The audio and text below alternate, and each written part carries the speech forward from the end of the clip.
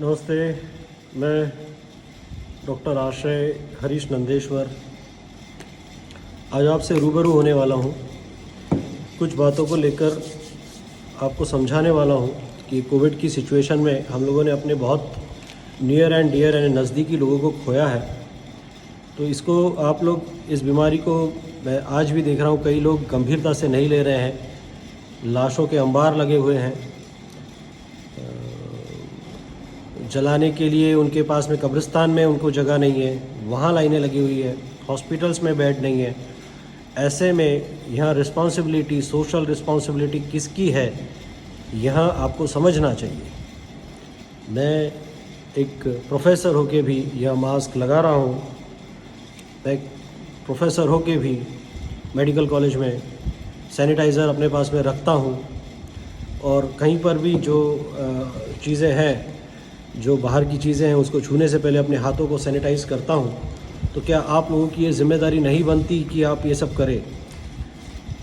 15 से 20 रुपए में आ रहा है आपको N95 मास्क, बहुत सस्ता है। सैनिटाइज़र हार्डली 300-400 रुपये में 5 से 10 लीटर मिल जा रहा है। ऐसी कई संस्थानें हैं जो आपको ये काफ़ी सस्ते दामों में दे रही है। छोटी छोटी चीज़ों का ध्यान रखिए। बाहर जा रहे हैं, नहीं मुझको मास्क से तकलीफ़ होती है, नहीं मुझको ये इससे तकलीफ़ होती है, तो यदि तकलीफ़ होती है तो एक बार उन हॉस्पिटल्स के सामने जाके देखिए जहां आपको पता चलेगा कि तकलीफ़ क्या है। तो तकलीफ़ क्या है वो हम आपको बताते हैं। तो सबसे पहले आपको 2 चीज़ें ध्यान में रखनी है। एक ये है थर्मोमीटर। देख रहे हैं आप, देख लो, दिस इज़ कॉल्ड थर्मोमीटर। ये छोटी सी चीज़ है, हार्डली आपको 100-150 रुपये में मिलती है। आपको टेम्परेचर यदि आता है, टेम्परेचर यदि है, साथ में सर्दी है, खांसी है, सांस लेने में यदि तकलीफ़ है, तो आपको समझ जाना चाहिए कि कहीं ना कहीं मुझे आगे बढ़ना है। आगे बढ़ना यानी मुझे कोविड जैसा होने की पूरे चांसेस है कि मुझे गले में तकलीफ़ है, मुझे सांस में तकलीफ़ है, मुझे सर्दी जैसी सिम्टम्स आ रही है और मुझे बुखार है। ये चीज़ें आपको समझना चाहिए। ये दूसरी चीज़ आपको मैं दिखा रहा हूँ, ये आप देख रहे हो, इसे कहते हैं पल्स ऑक्सीमीटर। इस पल्स ऑक्सीमीटर से आपको आपका ऑक्सीजन सैचुरेशन जो है अभी पता चल रहा है। इसमें मिस्टेक्स भी हो सकती है, लेकिन इतना तो पता चल रहा है कि 92 और 97 और 98 इन जो फिगर्स है, ये जो फिगर्स है, इसमें इन आंकड़ों में ज़मीन आसमान का फ़र्क है।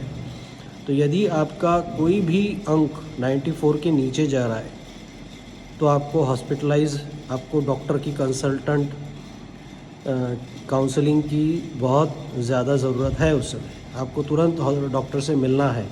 ये इतना तो आप लोग समझ सकते हो।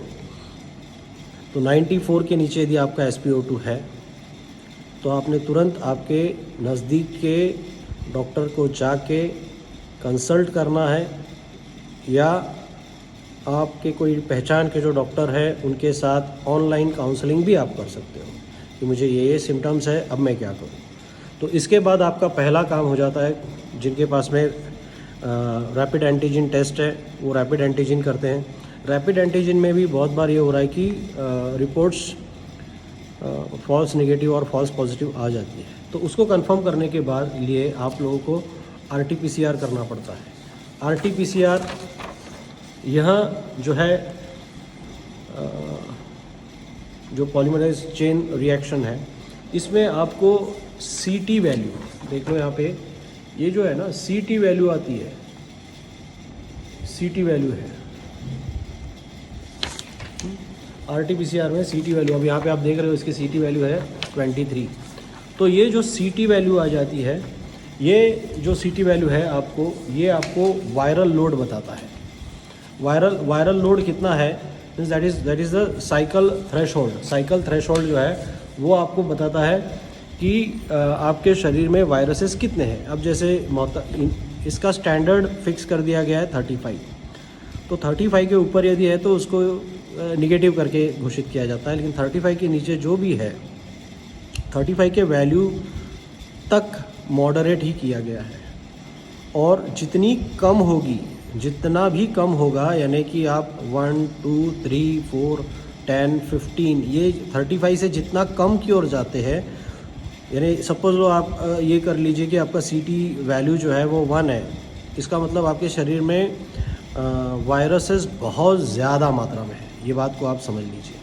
तो इसीलिए CT वैल्यू को देखते, जैसे ही आप देखते हो कि 20 के अंदर है, भाग जाइए डॉक्टर के पास, ठीक है। फिर उसके बाद में आपका जो डॉक्टर है वो आपकी सीवियरिटी देखेंगे, आपके सिम्टम्स कैसे हैं वो देखेंगे कि आप सांस ले पा रहे हो नहीं, आपके SpO2 कितना है, सैचुरेशंस कैसा है, कोई सिम्टम्स आप में है नहीं है। इसके बेसिस पे या तो वो आपको प्रिस्क्रिप्शन कर देगा, जो भी प्रोटोकॉल है मेडिसिन्स का उसको आप फॉलो करिए, या फिर आपका CT स्कैन मीन्स ये हाई रेजोनेंस कंप्यूटेड टोमोग्राफिकल स्टडीज़ कहते हैं इसको, ये आपको कर दिया जाएगा और इसमें आपको CT स्कोर मिलेगा। CT स्कोर में भी आप देख सकते हो कि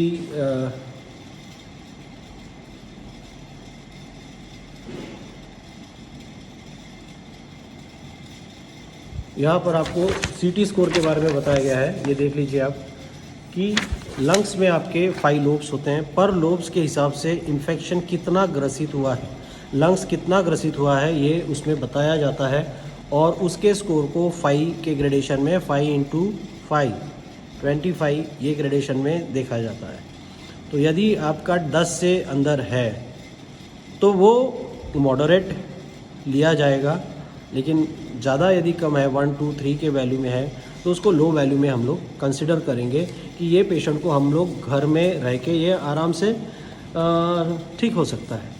तो सिम्टम्स कितने हैं, माइल्ड है, मॉडरेट है और सीवियर है। इसी HRCT में आपको कोरैट्स मिलती है, राइट। कोरैट्स जो है, कोरैट्स यानी वो भी सीवियरिटी स्कोर है कि आपके कितने सेगमेंट्स जो है, जो सेगमेंट्स जो आपके एक एक लोब में कितने सेगमेंट्स है, ये सर्जिकल वैल्यू है आपके लंग्स की, तो उसके हिसाब से उसकी सीवियरिटी को जज करने के लिए कोरैट्स दिया गया है, जिसको 5 तक के सेट किया गया है। यानी यदि किसी का स्कोर कोरैट्स का 5 है तो उसका काफ़ी ख़तरनाक कंडीशन उसकी हो सकती है, उसके लंग्स काफ़ी डैमेज हो सकते हैं, तो उसकी कंडीशन, उसकी सीवियरिटी बहुत ज़्यादा हो सकती है।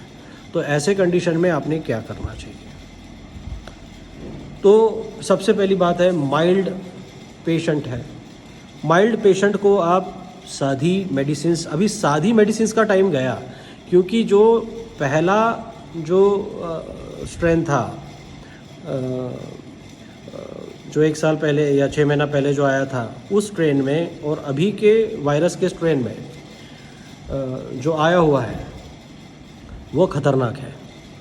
वह माइल्ड सिम्टम्स वाला भी यदि इग्नोर करता है, प्रॉपर ट्रीटमेंट नहीं लेता है, तो उसमें मॉड्यूलेशंस हो जाती है, तो और वो जो वायरस है वो काफ़ी ख़तरनाक हो जाता है और वह तुरंत आपके लंग्स के पैरेन्काइमा यानी उसके टिश्यूज़ को ख़त्म करके आपको तुरंत विदिन स्पैन ऑफ 24 आवर्स आदमी कोलैप्स हो जा रहा है। तो सारी की सारी कंडीशंस में यदि आप माइल्ड है, आप आपके डॉक्टर से कंसल्ट करिए और आप आराम से घर में रह सकते हो। आप कोई काढ़े के लिए मत दौड़िए, इधर मत दौड़िए कि भाई उसको कुछ नहीं हो रहा है, हमको कैसे होगा। उसको कुछ नहीं हो रहा है क्योंकि आपने हर्ड इम्यूनिटी के बारे में सुना होगा कि जब आप कांटेक्ट में आ जाते हो किसी वायरल के पेशेंट के साथ, तो उसमें एंटीबॉडीज़ डेवलप होती है, जिसके कारण उसकी रेजिस्टेंट जो पावर है, रेजिस्टेंस करने की जो पावर है वो शायद ज़्यादा होगी, आपकी वैसे नहीं हो सकती है। तो सारा जो प्रोटोकॉल है आप आपके डॉक्टर्स के हिसाब से फॉलो करिए। माइल्ड पेशेंट्स जो है, माइल्ड पेशेंट्स कृपया करके घर में क्वारंटाइन हो जाइए, 15 दिन आप कहीं मत निकलिए, क्योंकि आप यदि बाहर निकलते हो या वह व्यक्ति जो कोरोना के पेशेंट के कांटेक्ट में है वह असिम्प्टोमेटिक कैरियर हो सकता है और वह आपके ज़िंदगी को बहुत नुकसान कर सकता है। ऐसे कई लोग जो आपके साथ में हैं जिनको कोरोना नहीं है वो उससे ग्रसित हो सकते हैं, उनकी शायद तकदीर उस असिम्प्टोमेटिक कैरियर की जैसे ना हो और वह व्यक्ति कोलैप्स हो सकता है। आप सोच रहे होंगे कि हमको काढ़ा पीना है, हमको ये पीना है, वो काढ़ा, कोई चमत्कारी काढ़ा अवेलेबल नहीं है। ये डॉक्टर आशय नंदेश्वर आपको बोल रहा है, कोई चमत्कारी काढ़ा नहीं है। आपको उल्लू बनाया जा रहा है। अलॉन्ग विथ यानी जो आपके डॉक्टर्स की प्रिस्क्राइब एंटीवायरल एंटीबायोटिक्स जो कुछ भी मेडिसिन है उसके साथ में आप लीजिए, चलेगा। लेकिन ये वक्त नहीं है, जो सेकेंड फेज़ जो आया हुआ है उसमें जो म्यूटेंट वायरस है वो ख़तरनाक है। आप कृपया करके अपने डॉक्टर से परामर्श करके आप अपनी दवाइयों को लीजिए। आयुर्वेदिक काढ़े में आपको कुछ कहना है तो मैं पहले भी एक वीडियो में बता चुका हूँ कि मेरा जो अमृतारिष्ट जो है वो मेरा रिकमेंडेड काढ़ा है। अश्वगंधारिष्ट उसके साथ में लीजिए। बस बहुत आगे बहुत ट्रायल्स, ये ट्राई एंड एरर करने की का वक्त नहीं है। बेड्स की अवेलेबिलिटी कम है। आप हर दिन देख रहे हो कोविड से लोग मर रहे हैं।